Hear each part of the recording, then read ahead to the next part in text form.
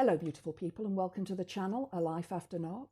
My name's Debbie and I talk about all things to do with narcissistic, abusive and toxic relationships, as well as looking at healing from them. And in today's video, I'm going to be talking about why women don't report domestic and sexual abuse, as well as rape. Now I want to say that this is quite a sensitive topic, so I'm issuing a trigger warning right here. I have investigated these figures and statistics and will put the links to the various reports in the description box below. There's quite a lot of information that I'm going to be putting into the description box, as well as websites for women's aid groups. Please note that these figures and statistics are all for the United Kingdom. I also want to remind everybody that this video is for information and entertainment purposes only. Now, I've brought these to light in view of the allegations against Russell Brand, because I've had quite a lot of comments and seen quite a lot of things online to do with this, and I'm going to discuss it in the video. 1 in 4 women are raped. 1 in 4. That's according to UK statistics. 85,000 women a year experience rape or attempted rape. 85,000 women. That's in the UK. That's not including the rest of the world. 70% of rape victims drop the charges in England and in Wales.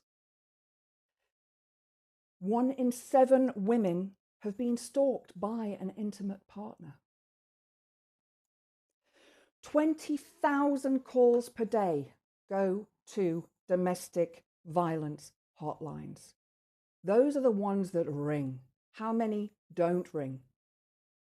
And we know that many women do not report this kind of abuse for many reasons. 470 deaths per year from domestic violence.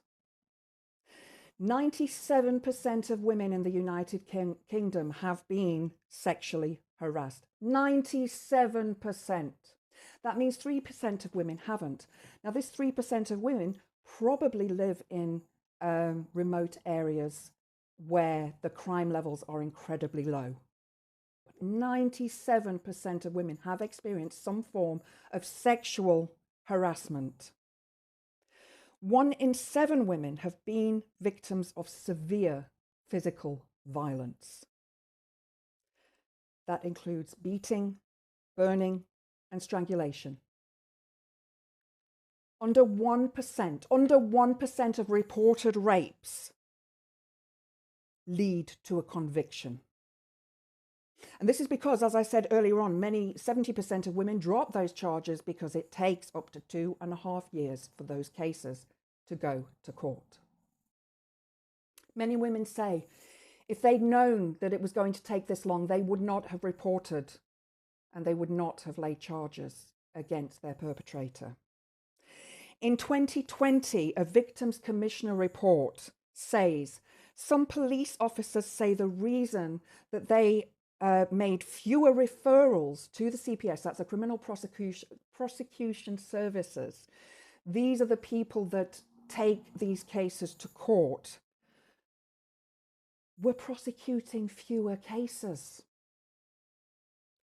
On average, the defendant receives a 4 to 19 year conviction. On average, it's 8 years. So a woman knows that within 8 years' time, we're going to go with 8 years, her perpetrator is getting out of prison. Her perpetrator is probably, more than likely, going to do the same thing again. She has had to change her life. She has had to move. She has had to leave the area where she lived because of the stalking. We've got the figures right there. 1 in 7 women stalked by an intimate partner. So why don't women report rape? As I said, it takes on average 2.5 years for the case to get to court. No woman wants to wait in suffrage with that trauma for 2.5 years. Now, I reported a domestic violence incident back in 2012, and it was an attempted rape, strangulation, and it was just horrendous. I'm still healing from this. It's still a big part of my life that plays in my body and my mind. And the police came round and they asked me, do I want to press charges, go ahead with charges against this person? And I said no, because I didn't want to ruin their life. That is another reason women don't report rape, because they don't want to ruin their perpetrator's life. Meanwhile, their lives have been ruined. They have to live with this for the rest of their life.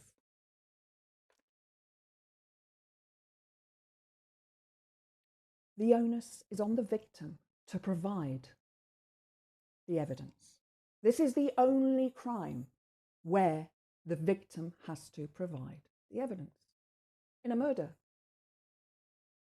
the victim has died, they're dead, they're deceased. Forensics go in, collect the evidence. In a burglary, forensics go in, collect the evidence. In an attempted rape or sexual abuse, you have to provide evidence.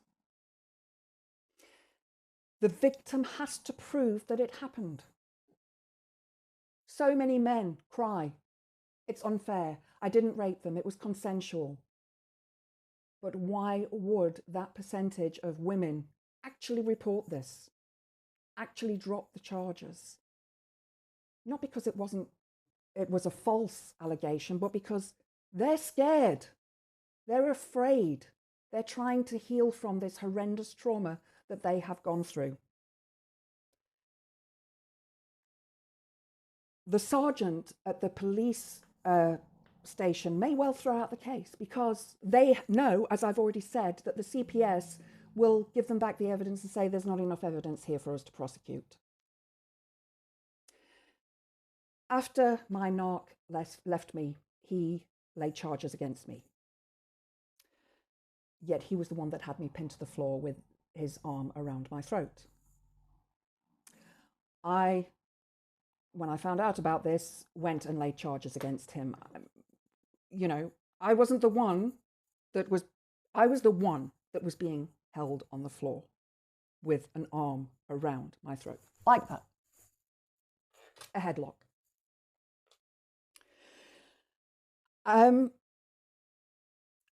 When I had laid the charges against him, I had to go in for interviews. I had to produce the evidence. There were so many things that I had to do.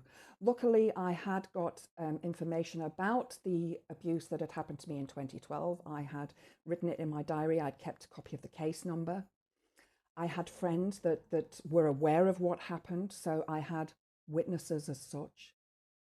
But I got a phone call from the policewoman, and it was luckily a policewoman that dealt with my case. And if you are a woman, please ask for a policewoman to help you, and you'll find out why in a moment.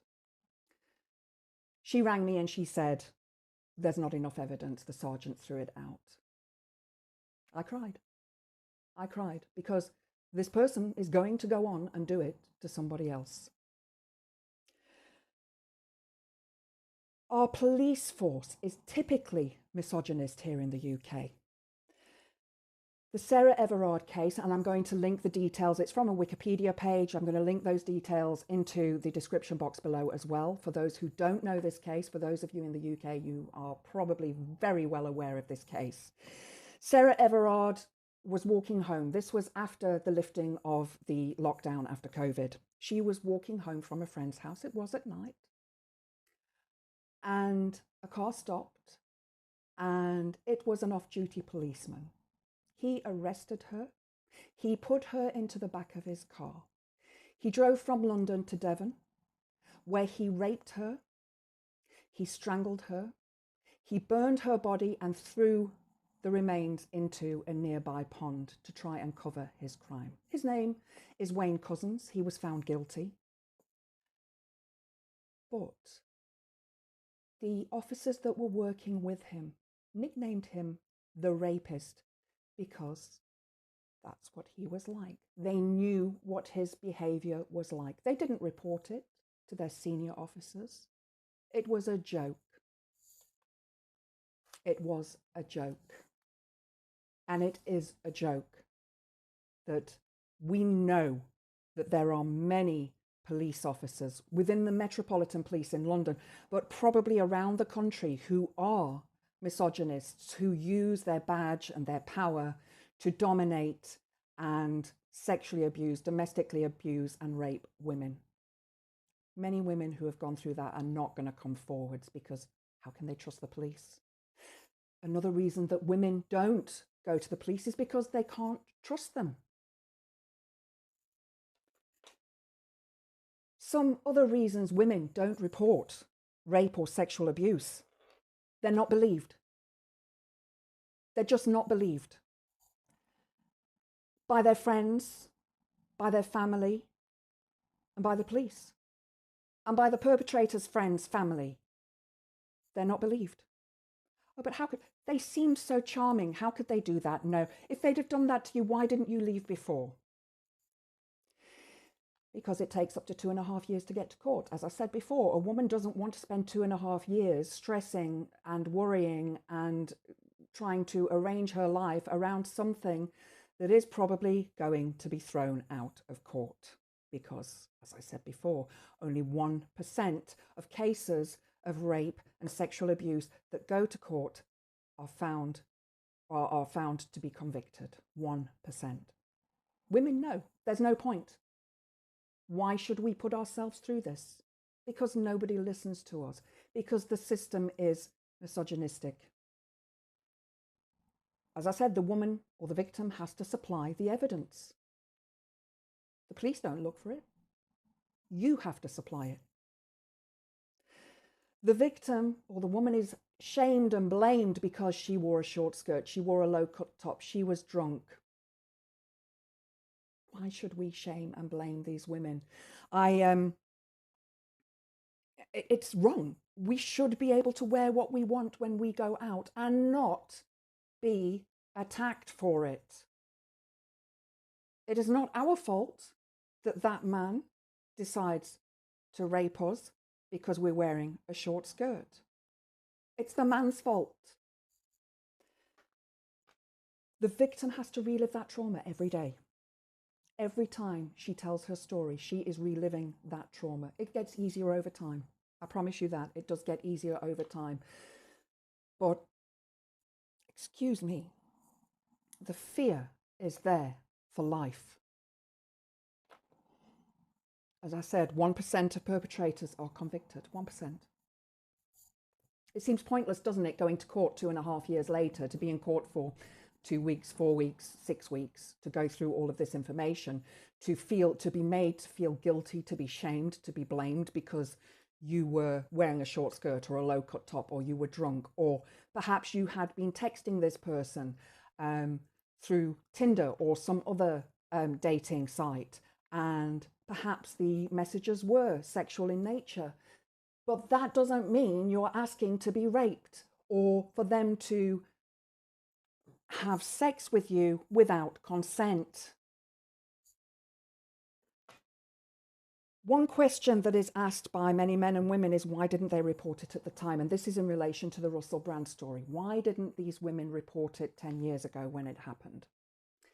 These were young women. They were in an industry that is renowned for its abuse towards women. You don't get ahead in the entertainment industry if you don't sleep with somebody. And we know this from the Me Too cases and the Harvey Weinstein case and various other cases. You don't get ahead. Women want these jobs. Why should we not be able to work in the entertainment industry? Women were warned about this man's sexual behavior, this man's not just sexual behavior, but behavior in a whole. But they wanted these jobs. They were runners. They started off at the bottom of the ladder and they were hoping that they could rise in their careers. Maybe some of them did. We don't know, because these people that have come forward with these allegations are anonymous.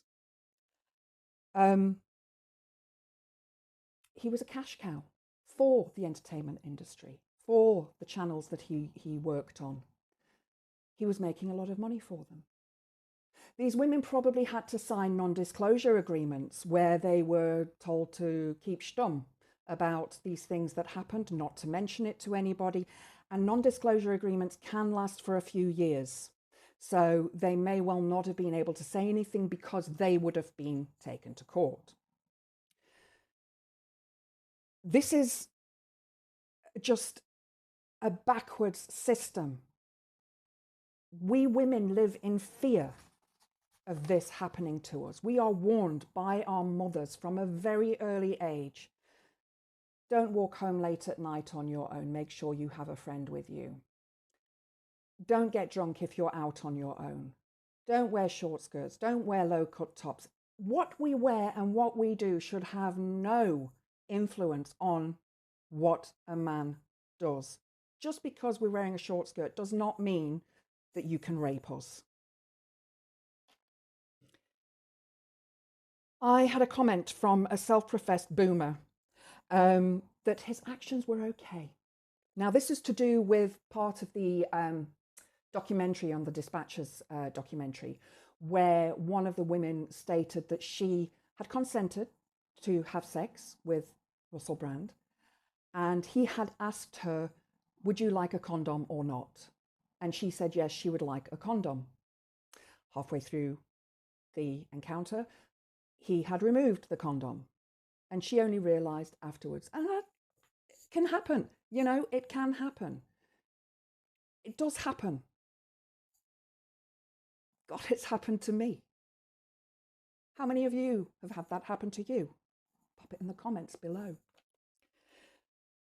She then had to go to the hospital to get antibiotics and be tested for various diseases because this man had slept with thousands of women, thousands of sexual encounters. He was renowned for this. He was a self-professed sex addict. And I'm sorry, a sex addict doesn't exist. You know, go and masturbate. Don't rape someone.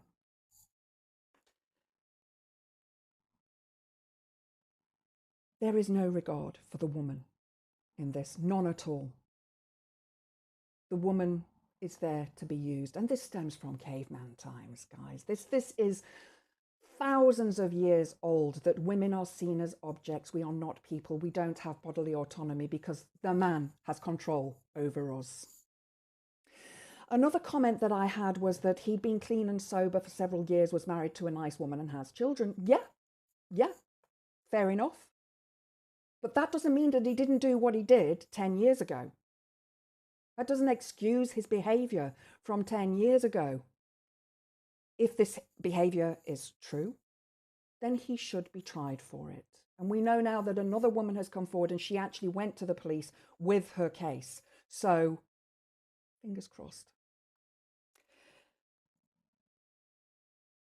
And further to this, she actually said that, why are these women only coming forwards now? Again, with the why are these women only coming forwards now? Why did I only come forwards with the charges against my next 10 years down the line? Because it all fit a pattern. It fitted into a pattern of his abusive behavior. The investigation was a 4-year investigation. So it started before COVID. Russell Brand started his channel and started spouting conspiracy theories, started this wellness advice that you shouldn't take the vaccine because it's going to make you sick. Let me tell you, I've taken all 3 of the vaccines. I'm going to take another one this winter and I am fine. I haven't caught COVID. I haven't had so much as a cold or flu in the last 3 years because I wash my hands regularly and I use sanitizer. This person believes that he's being prosecuted or aimed at by the mainstream media because he stands against the establishment. But this investigation started 4 years ago. It was undertaken by Sorry about that. It was undertaken by the Times, the Sunday Times, and Channel 4. These women, as I say, probably had non-disclosure agreements that they had to sign when they started the jobs that they did. They weren't allowed to tell people what was happening. As I said yesterday in my video, these runners felt that they were pimps because during the show or after the show, Russell Brand would give them his number, give them pieces of paper with his number on and say, please get this woman, that one over there, to come to my dressing room or my house or wherever afterwards. They were pimping for him. They had no choice because if they didn't do it, they'd lose their jobs. As I said, it could be any number of reasons why these women don't come forwards. But I suspect it's because they would have been fired. They would never have got a job in the entertainment industry again. These people have power. They earn a lot of money. And these companies, these entertainment companies, want to make money. It's their cash cow. They want to make money. So they turn a blind eye to these kind of things. Look at Jimmy Savile. People knew what he was doing. People in authority in the companies that he was working for knew what he was doing. They knew that he was a paedophile. They knew that he was abusing and sexually abusing children. And it was only after his death that people came forward about this. So I ask all men and women out there that if you see this behavior, call it out. And especially men, if you're out with your friends and your mate is saying, oh, check her out, she's got a short skirt on, she wants it, I know she's gagging for it, call them out. Consent is actually a thing. No means no. Men, educate your sons that this behavior is not right. Why should mothers of daughters have to educate their daughters and tell them, don't go out at night on your own. Don't walk home from a pub on your own at night. Don't get drunk and walk home. Don't wear a short skirt. Don't wear a low-cut top. We shouldn't have to do this. We have bodily autonomy. We are people. We are not objects. We are not there to satisfy men's needs or their perceived needs. So fathers, teach your sons. Male friends of male friends, call out your male friends. Let's stop this disgusting behavior now. If you've enjoyed the video, please click the like button. Please subscribe to the channel. Get the word out there about this kind of behavior and that we need to start educating our children. I hope to see you next time. Blessed be.